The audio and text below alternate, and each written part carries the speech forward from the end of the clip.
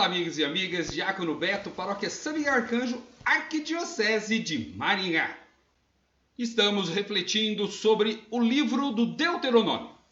Estamos dentro da segunda parte, onde nós estamos vendo o Código Deuterocanônico, ou Deuteronomista, que é uma atualização dos 10 mandamentos para um momento posterior à escrita, mas que aqui no livro é tido como se fosse naquele momento e que o povo ainda estava entrando na terra prometida, já que o livro do Deuteronômio teve a sua redação final nesse período, pós-exílio da Babilônia. Mas antes de começarmos nosso estudo, que a Trindade Santa esteja conosco, ela que é Pai, e Filho, e Espírito Santo. Amém. No encontro passado, nós vimos, estudando os capítulos 17 e 18, sobre o desvio do culto. Como que desviar-se daquele objetivo central, e o culto é uma forma importante naquele momento, já que o povo se aglomerava, se reunia através das práticas religiosas, o desvio de culto era algo perigoso, assim como também os falsos profetas. Mas o Código Deuteronomista, ele é muito mais amplo. Ele reflete sobre várias partes da vida. E hoje, no capítulo 19, nós vamos olhar 4 temas. Primeiro, a cidade refúgio, que nós já vimos em outra ocasião. Depois, que não se deve mexer nos limites de terra. Cada um tem a sua terra delimitada e você não pode aumentar a sua terra diminuindo a do outro. Depois, a questão das testemunhas, que naquele processo jurídico que eles têm eram importantíssimas. E por último, a lei de talião, o olho por olho e dente por dente. Portanto, hoje a gente volta à questão das práticas de justiça no âmbito civil. Abra sua Bíblia no capítulo 19 de Deuteronômio e teremos o homicida e as cidades refúgio.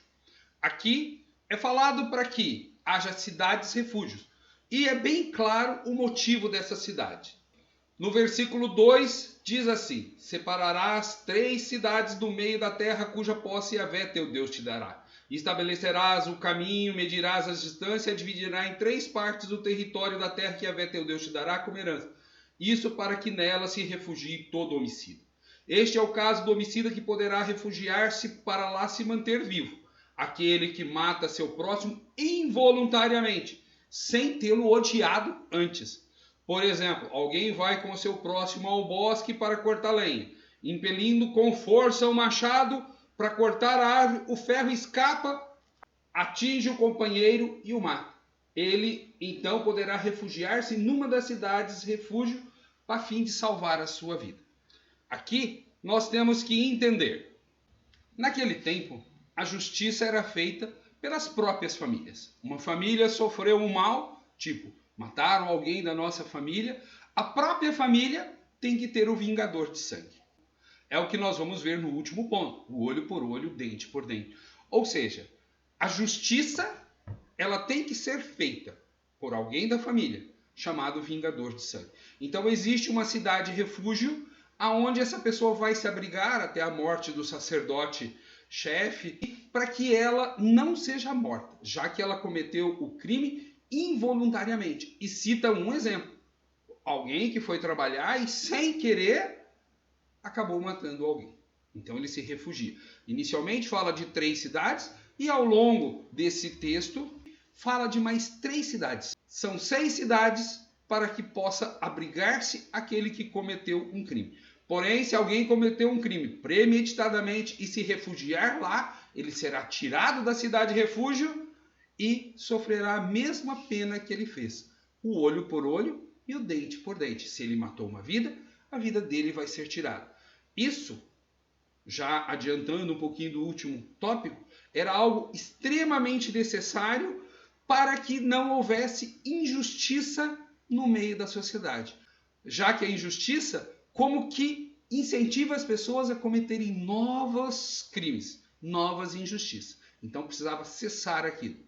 E essa parte que vai do versículo 1 até o versículo 13 fala dessa cidade refúgio. Já no versículo 14 nós temos uma nova questão. Não deslocar os limites da sua terra. Não deslocarás as fronteiras do teu vizinho, colocadas pelos antepassados no patrimônio que irás herdar na terra cuja posse Yahvé teu Deus te dará. Ou seja, você não vai aumentar sua terra diminuindo a fronteira com o outro. Como que era feito isso? Através de uma pedra, através de uma árvore, através de um tronco enfiado. Então o cara vai lá, pega, muda um pouquinho para lá, aumenta a terra dele. Daí mais um tempo vai lá, aumenta de novo a terra dele. Quando vê, a terra dele está maior e a do vizinho menor. Isso não deve ser feito.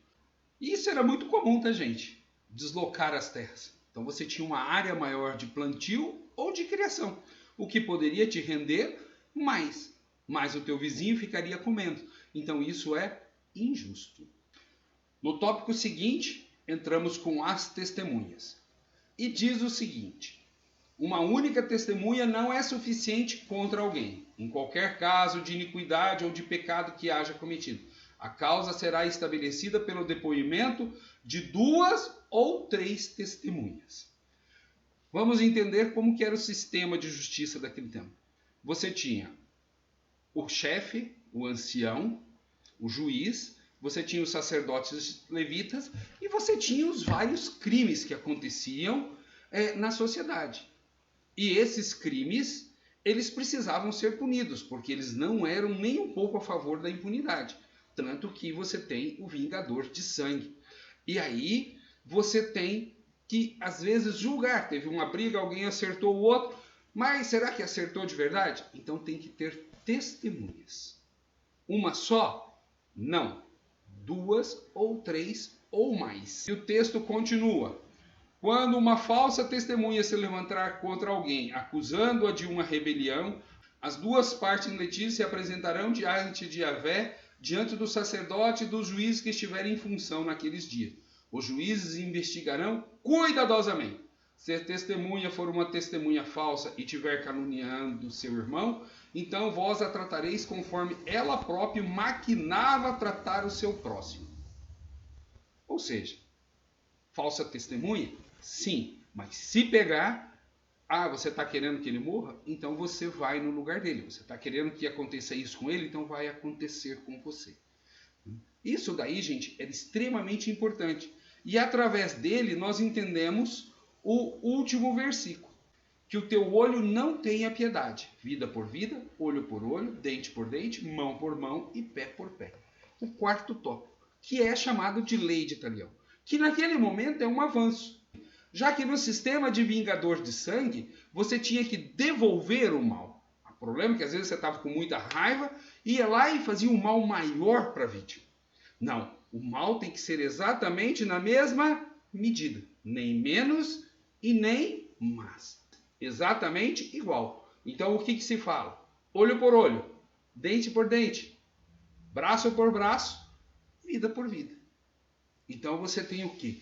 Uma equidade, uma equiparação entre o mal recebido e a justiça feita, já que eles não tinham sistema de prisão. Então, o mal tinha que ser retribuído. Você quebrou o braço do cara? Puf, quebra o braço. Você não vai quebrar os 2 braços.